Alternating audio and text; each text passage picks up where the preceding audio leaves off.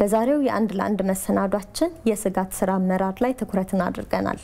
እንግዳይ በጉምሩክ ኮሚሽን የህግ ተገዥነት ዘርፍ ምክትል ኮሚሽነር አቶ ሙልጌታ በየነ ናቸው። አብራችሁን ቆዩ። ወደ መጀመሪያው ጥያቄ ልግባና የስጋት ስራ አመራር ምን ማለት ነው? ከስጋት ስራ አመራር ምንነት ስንጀምር ስጋት ማለት ምን ማለት ነው ከሚለው ነው ምን ጀምረው ማለት ነው። ስጋት ማለት ይሄ የዓለም አቀፍ ኮንሰፕት ነው። ኮንሰፕቱ የኮሚሽኑ ተልእኮዎች እንዳይሳኩ የሚያደርግ ክስተት ማለት ነው ስጋት ማለት። እነዚህ የኮሚሽኑ ተልእኮዎች እንዳይሳኩ የሚያደርጉ ዋና ዋና ክስተቶች ምንድናቸው የሚል ያው አሴስ አድርገናል። ከዚህ አኳያ ለምሳሌ በጣም በርካታ ጉዳዮችን ማንሳት ይቻላል። በዋናነት ግን የጉምሩክን ኦፕሬሽን ሊፈትኑት የሚችሉ ስጋቶች የምንላቸው አንደኛው የንግድ ማጭበርበር ነው። ሁለተኛው ኮንትሮባንድ ነው። ንግድ ማጭበርበር ስጋት የሚሆንበት ምክንያት ኢኮኖሚያዊ ጉዳት ያመጣል። መንግስት ማግኘት ያለበትን ገቢ እንዳያገኝ ያደርጋል። ኢፍታዊ የሆነ ውድድር እንዲኖር ያደርጋል። ደረጃቸውን ያልጠበቁ እቃዎች እንዲገቡ ያደርጋል ወደ ሀገር። ይሄ ስጋት ነው ማለት ነው። ሁለተኛው ስጋት የምንለው ኮንትሮባንድ ነው። ኮንትሮባንድ በተመሳሳይ መንገድ ኢምፓክቱ በጣም ከፍተኛ ነው። ኢኮኖሚያዊ አለው። መንግስት ማግኘት ያለበት ቀረጥና ታክስ እንዳያገኝ ያደርጋል። ህጋዊ አምራቾች ከመስመር እንዲወጡ ያደርጋል። በዚያ ተቀጥረው የሚሰሩ ሰራተኞች የሥራ ዕድል እንዲያጡ ያደርጋል። መንግስትም ገቢ ሰብስቦ የልማት ስራዎችን እንዳይሰራ ያደርጋል። ኢኮኖሚያዊ ጉዳቱ ፈርጀ ብዙ ነው። ማህበራዊ ጉዳት የምንለውም አለ። በተለይም ደረጃቸውን ያልጠበቁ እንደ ሲጋራ፣ ሐሺሽ የመሳሰሉ የተበላሹ መድኃኒቶች በሚገቡበት ጊዜ ማህበራዊ ጉዳታቸው በጣም ከፍተኛ ነው። ስለዚህ ስጋት ነው እንለዋለን ማለት ነው። ፖለቲካዊ ጉዳትም አለ። አሁን ሀገራችን ላይ እንደምታዩ የጦር መሳሪያዎች ጭምር ወደ ሀገር በህገወጥ መንገድ የሚገቡበት ሁኔታ ስላለ የፖለቲካ አለመረጋጋትን በመፍጠር የራሱን አሉታዊ ሚና ስለሚጫወት አንዱ ስጋት ነው እንላለን ማለት ነው። እንግዲህ እነዚህ ስጋቶቻችን ከሆኑ እነዚህን ስጋቶች እንዴት እናስተዳድራቸው የሚለው ጥያቄ ሲጠየቅ ነው የስጋት ስራ አመራር የሚለው ኮንሰፕት የሚመጣው ማለት ነው። የስጋት ስራ አመራር የሚንለው በመሰረቱ ይሄም ዓለም አቀፍ ኮንሰፕት ነው። ስጋት ቅድም ያልናቸውን ስጋቶች የሚፈጥረው ያው ሰው ነው የሚፈጥረው ማለት ነው። በእኛ ስንሄድ ደግሞ ያው ደንበኞቻችን ናቸው ማለት ነው። አንዳንድ ደንበኞቻችን ናቸው። ንግድ የሚያጭበረብሩ ደንበኞች ይኖራሉ። ኮንትሮባንድ የሚነግዱ ኮንትሮባንዲስቶች ይኖራሉ ማለት ነው። ይሄንን እንዴት ነው የምናስተዳድረው የሚለውን ኮንሰፕት ስንወስድ በስጋት ስራ አመራር መሪህ መሰረት እናስተዳድራለን የሚል ነው። እንደ ኮሚሽን ይሄን መሪህ ዓለም አቀፍ መሪህ ነው። የወርልድ ከስተምስ ኦርጋናይዜሽን መሪህ ነው። እሱን ወስደን የህጋችን አካል አድርገናል። በአዋጅ ቁጥር 859/2006 አንቀጽ 5 እና 6 ላይ ይሄንን መሪህ እንተገብራለን ብለናል ማለት ነው። ብቻ አይደለም ይሄ መርህ የሚተገበርበት ስትራቴጂም ያስፈልጋል። እንደ ኮሚሽን የስጋት ስራ አመራር ስትራቴጂ ብለን ስትራቴጂ ነድፈናል።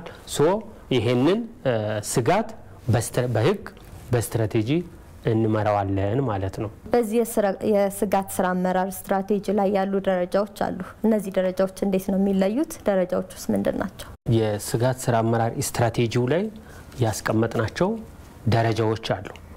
እንግዲህ ደንበኞቻችንን የትኛው ደንበኛ ስጋት ይፈጥራል የትኛው ስጋት አይፈጥርም የሚለውን መለየት አስፈላጊ ነው።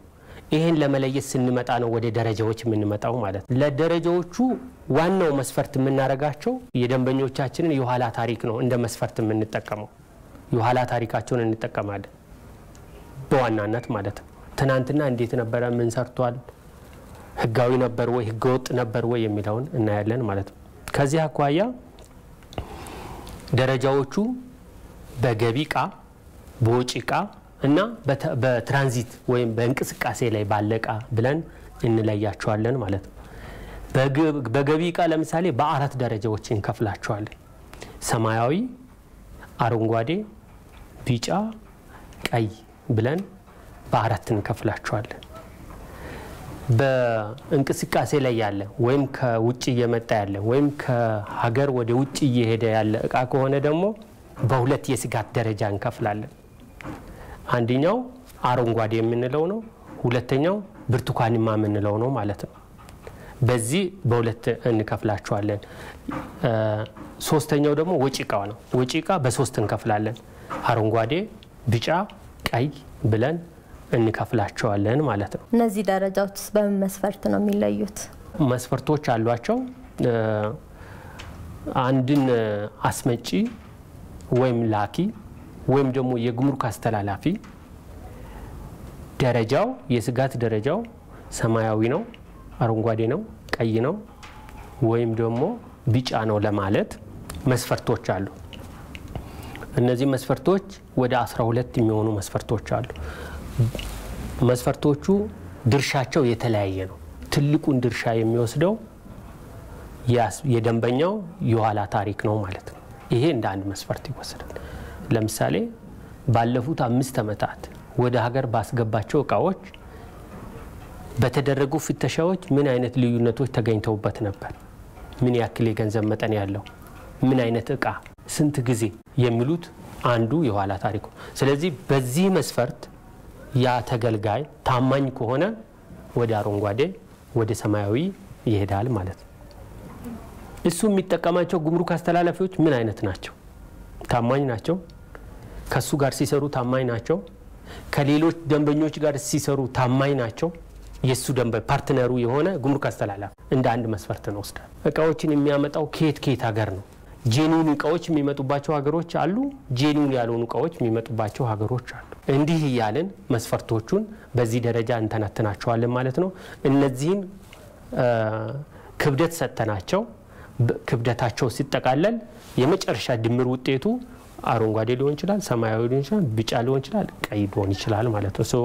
እንደ መስፈርት የምንጠቀመው ትልቁ መስፈርታችን የራሱ የኋላ ታሪኩ ነው ማለት ነው። በመጓጓዝ ሂደት ውስጥ ያሉ በተለይም በከፍተኛ የስጋት ደረጃ ውስጥ ያሉ እቃዎች አሉና እነዚህ በሚጓጓዙበት ጊዜ ያሉ በተለይም ፍተሻቸው ላይ ያለው ሂደት ምን ይመስላል? በጉዞ ወቅት እቃዎች ፍተሻ ይደረግባቸዋል። በዋናነት ወጪም ሆነ ገቢ እቃ የማሽን ፍተሻ ነው የሚደረግላቸው። የስካኒንግ ማሽን ፍተሻ ነው።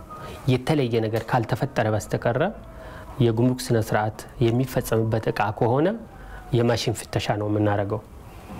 ለምሳሌ ከጅቡቲ በጋላፊ ኮሪደር የሚገባ እቃ ከሆነ ጋላፊ ላይ ስካኒንግ ማሽን አለ። የዚህ እቃ የስጋት ደረጃው ለትራንዚት ፐርፐዝ እንላለን እኛ ለማጓጓዝ ፐርፐዝ የስጋት ደረጃው ምንድነው? የስጋት ደረጃው ብርቱካንማ ነው ወይስ የስጋት ደረጃው አረንጓዴ ነው ብለን እናያለን። በዚህ መስፈርት መሰረት ከፍተኛ የስጋት ደረጃ ያለው ነው ብለን ያሰብነውን ጭነት ወደ ማሽን አስገብተን እንፈትሸዋለን ማለት ነው።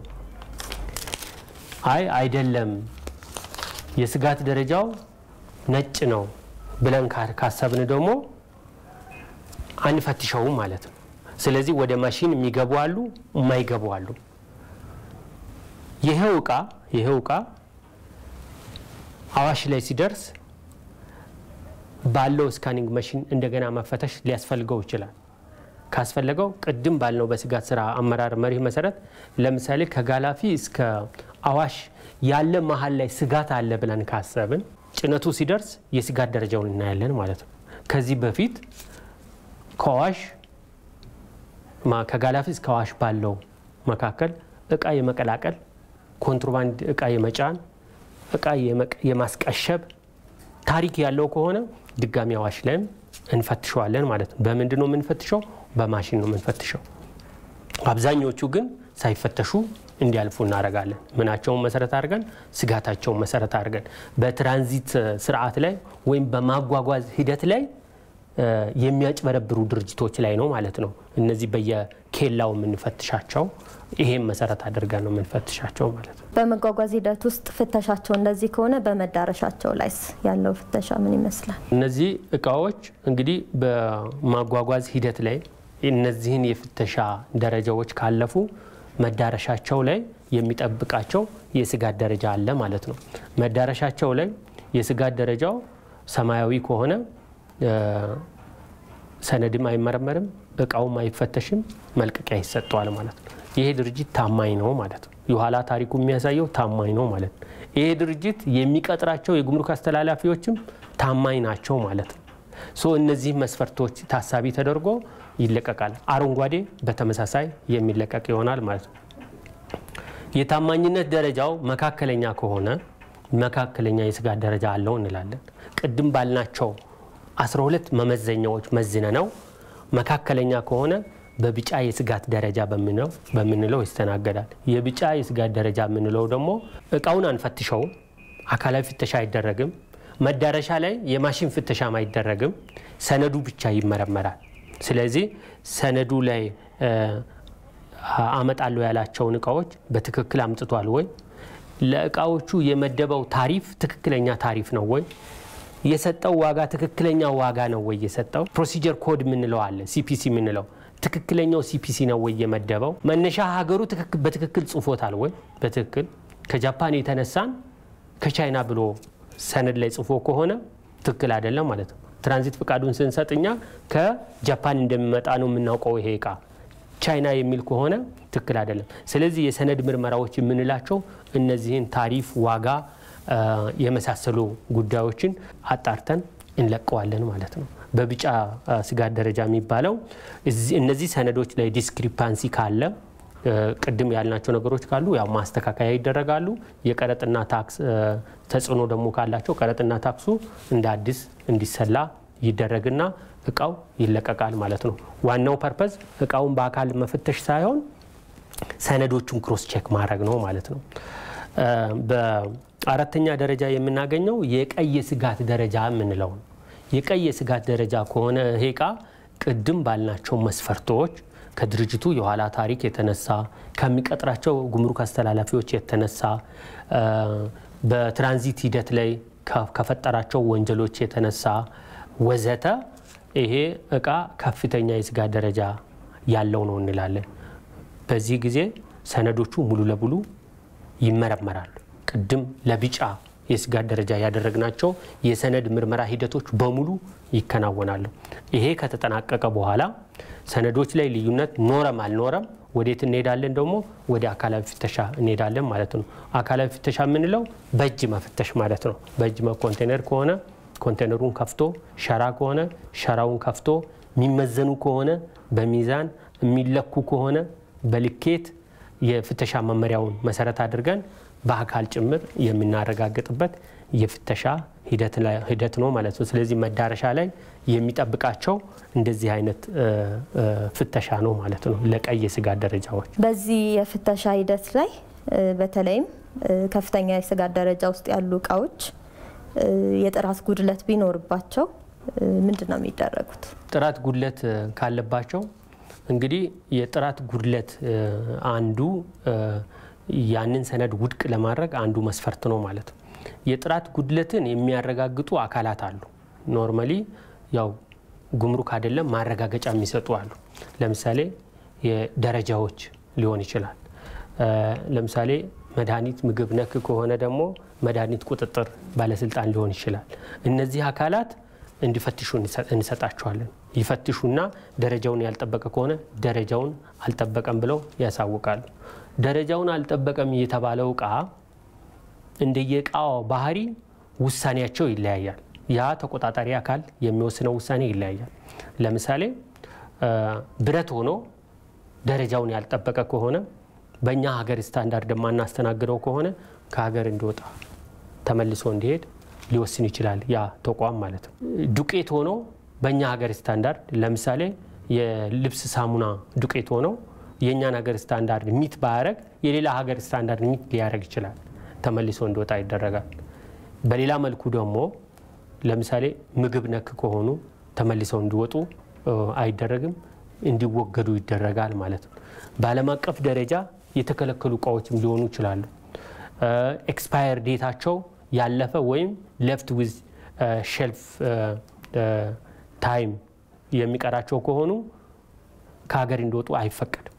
ይወገዳሉ ማለት ነው። ስለዚህ ከሀገር የሚወጡ ይኖራሉ የሚወገዱ ይኖራሉ ማለት ነው። ደረጃቸውን ያልጠበቁ እቃዎች በሚያጋጥሙበት ጊዜ ተመልሰው ወደ መጡበት ይሄዳሉ ብለውኛልና በማን ወጪ ነው ወደ መጡበት የሚሄዱት? ባስመጪው። በዚህ የስጋት ደረጃ ተለይተው የተቀመጡ እቃዎችን በስነ ስርዓት በተገቢ መንገድ ፈትሾ እንዲሁም መርምሮ ለማሳለፍ የመፈተሽ የመመርመር አቅማችን ምን ይመስላል? ይሄ ትልቅ ጉዳይ ነው ማለት ኢትዮጵያ ከ110 ሚሊዮን የዘለለ ህዝብ አላት። ለዚህ ህዝብ የሚሆን ኮንሳምፕሽን ይመጣል ማለት ነው። እነዚህን እቃዎች በየመዳረሻቸው እንዴት አድርገን ፈትሸን ተገቢው ቀረጥና ታክስ ሰብስበን ለኢንቨስትመንት የሚወጣው ደግሞ ቶሎ እንዴት ወጥቶ ለሀገሪቱ ለህዝቡ ጎጂ የሆኑ ነገሮች ደግሞ እንዴት እንከላከላለን የሚለውን ለመመለስ ይሄ በምን አይነት አቅም ወይም በምን አይነት ቁመና ላይ ናቸው የሚለው ጥያቄ በጣም ተገቢ ነው። ይሄን ጥያቄ ለመመለስ እንግዲህ ሰፊ ጉዳዮች መዳሰስ አለባቸው። አንደኛው በቂ ቁመና ያለው መዋቅር አለን ወይ? አንዱ እሱ ነው የምናየው። ለምሳሌ በጉምሩክ ኮሚሽን አኳያ ስንወስድ ይሄ ነገር ያው በሪፎርሙ ሂደት በቂ መዋቅር አለ። ሁለተኛው የሚያስፈልገው ግልጽ የሆነ ህግ ያስፈልጋል ለመቆጣጠር ግልጽ የሆነ አሰራር ያስፈልጋል። እነዚህን የህግና የአሰራር ሪፎርሞቻችን ላይ አድሬስ አድርገናቸዋል ማለት ነው። ሶስተኛው የሚያስፈልገው ቴክኖሎጂ ያስፈልጋል። ቴክኖሎጂ በጣም ወሳኝ ነው።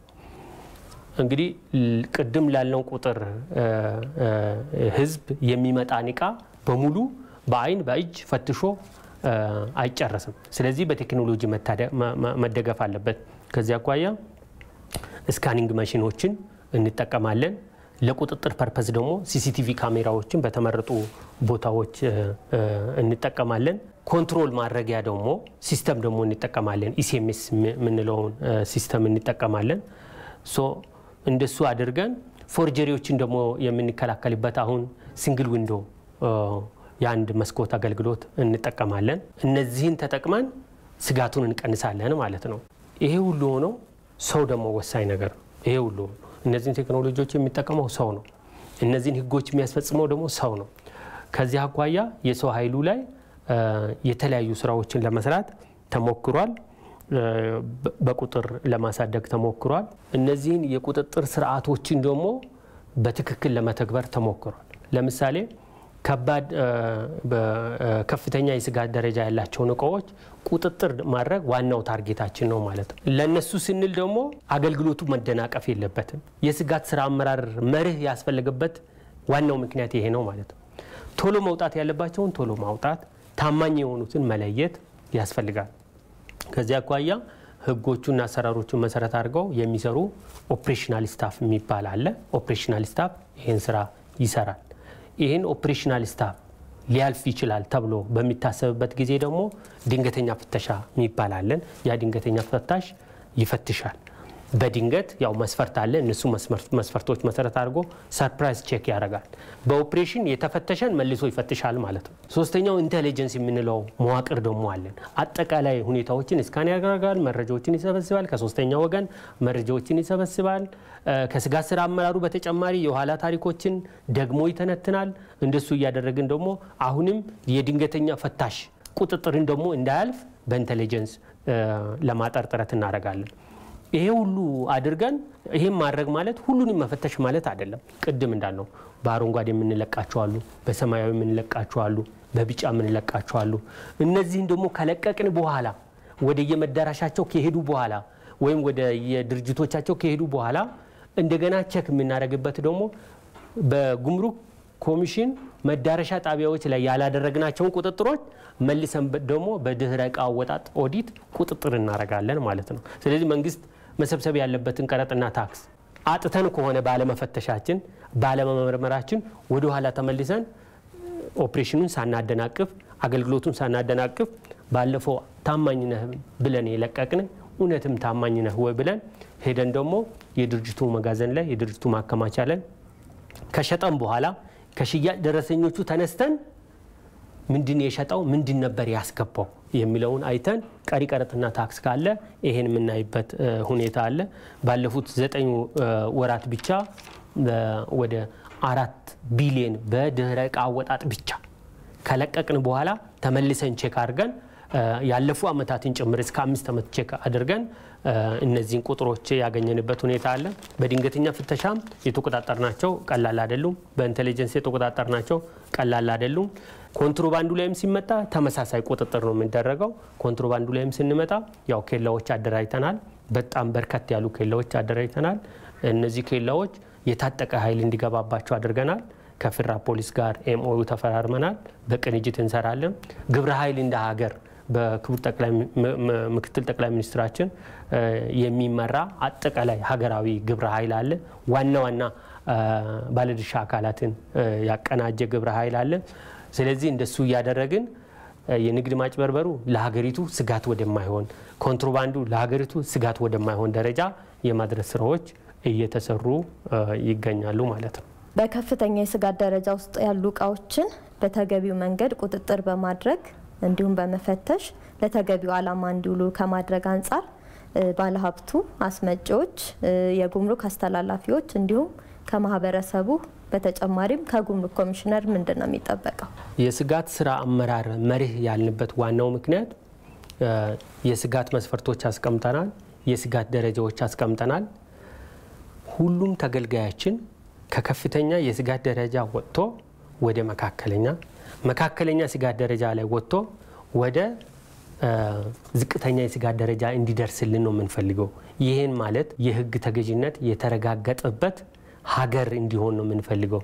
የህግ ተገዥነት የተረጋገጠበት የጉምሩክ አገልግሎት ነው መስጠት የምንፈልገው። ስለዚህ ይሄ ከሆነ ያስቀመጥነው ግብ ከፍተኛ የስጋት ደረጃ ላይ ያሉትን ተገልጋዮቻችንን እንዴት አድርገን ነው ወደ ዝቅተኛ የስጋት ደረጃ ወይም ደግሞ ከፍ ወዳለ ታማኝነት፣ ከፍ ወዳለ ህግ ተገዥነት ደረጃ እንዴት ነው የምናሳልፋቸው፣ ወደዛ እንዴት ነው የምንወስዳቸው የሚለውን ለመመለስ ስትራቴጂ ያስፈልጋል ማለት ነው። ኮሚሽኑ ይሄን ስትራቴጂ ቀርጾ ተግብሯል። እዚህ ስትራቴጂ ላይ ያስቀመጥነውና አሁን እየተገበርን ያለነው ወደፊት ኮሚሽኑ በጣም አጠናክሮ መስራት ያለበት ፖይንት የመጀመሪያው የግንዛቤ ስርጸት ስራ ነው። ከዚህ አኳያ ከኮሚሽኑ ከፍ ያለ የግንዛቤ ማስጨበጫ ስራዎች ይጠበቁበታል ማለት ነው። ተገልጋዮቻችንን መደገፍ፣ ማስተማር፣ ወደ ትክክለኛው መንገድ እንዲመጡ ማድረግ የኮሚሽኑ ትልቁ ተልዕኮ ተደርጎ ሊወሰድ ይገባል። እሱን ነው አሁን እየሰራን ያለነው፣ ወደፊት መጠናከር ያለበት ማለት። ሁለተኛው ጉምሩክ አስተላላፊዎች ዋናዎቹ የጉምሩክ ኦፕሬሽን የሚሰሩ እነሱ ናቸው። እነሱ ማብቃት በሀገር ደረጃ ለዚህ ህዝብ የሚሆንን እቃ ሊያስተናግዱ የሚችሉ በታማኝነት እንዲያስተናግዱ፣ በጥሩ ስነ ምግባር እንዲያስተናግዱ እነሱ ማሰልጠን፣ ማብቃት፣ ማስተማር ከኮሚሽኑ የሚጠበቅ ነው ማለት ነው። ሌላው ከኮሚሽኑ የሚጠበቀው ደግሞ ብቁ ባለሙያን መፍጠር ነው። ሙያዊ ስነ ምግባር ያለው፣ ክህሎት ያለው ባለሙያ መፍጠር ከኮሚሽኑ የሚጠበቅ ትልቅ ስራ ተደርጎ ይወሰዳል ማለት ነው። ግልጽ ያልሆኑ ህጎች፣ አሰራሮች ካሉ እነሱ መፍታት ከኮሚሽኑ ይጠበቃል። በመቀናጀት የሚሰሩ ስራዎችን ደግሞ ከዋና ዋና ባለድርሻ አካላት ጋር በቅንጅት መስራት ከኮሚሽኑ ይጠበቃል። ይሄ ሁሉ እየተደረገ ሆን ብለው የሚያጭበረብሩ አካላት ደግሞ ንግድ በሚያጭበረብሩ፣ ኮንትሮባንድ በሚያመላልሱ አካላት ላይ ደግሞ ህግን መሰረት ያደረገ የማያዳግም እርምጃ መውሰድ ከኮሚሽኑ ይጠበቃል ማለት ነው። ህጋዊ እርምጃ መውሰድ ብቻ አይደለም። በህገወጥ መንገድ ያካበቱት ኢኮኖሚያዊ ጥቅም ተመልሶ ለህዝብ መመለሱ ማረጋገጥ ያስፈልጋል፣ መውረስ ያስፈልጋል። በህገወጥ መንገድ እንዳተረፉ ማክሰር ያስፈልጋል ማለት ነው።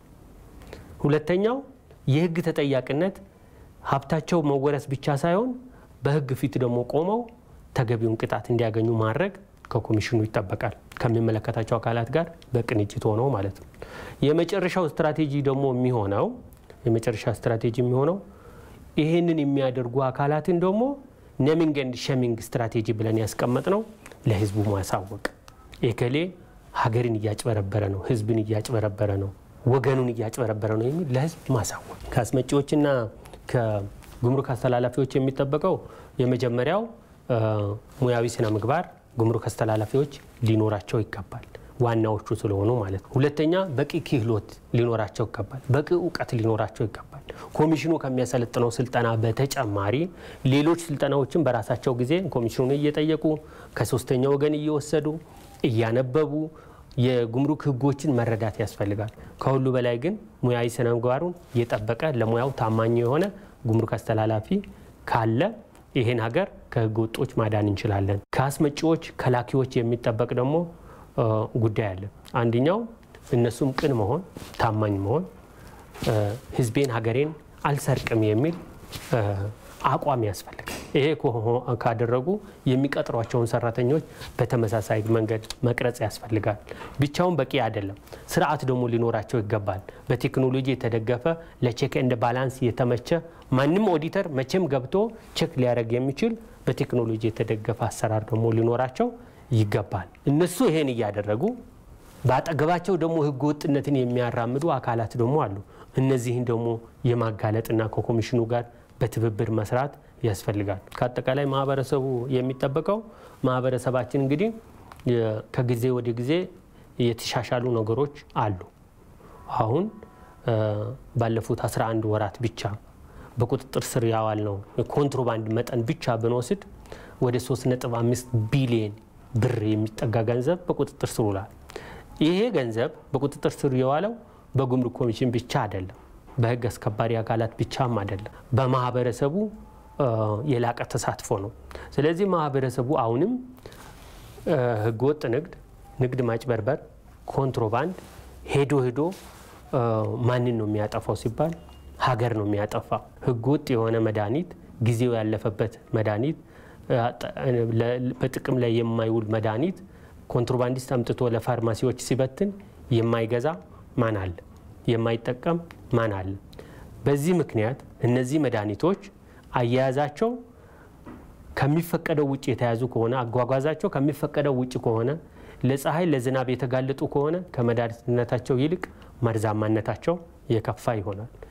አሁን በሀገራችን በካንሰር የሚያዙ ዜጎች ቁጥራቸው እየጨመረ ነው። ለዚህ አንዱ ምክንያት እነዚህ ሊሆኑ ይችላሉ። ስለዚህ ይሄን መድኃኒት የማይገዛው እንደሌላ አውቀን መከላከል በጋራ መታገል ያስፈልጋል። ስለነበረን ቆይታ በጣም አመሰግናለሁ። የዛሬው ርዕሰ ጉዳያችን በስጋት ስራ አመራር ዙሪያ ላይ ትኩረትን አድርጎ ነበር።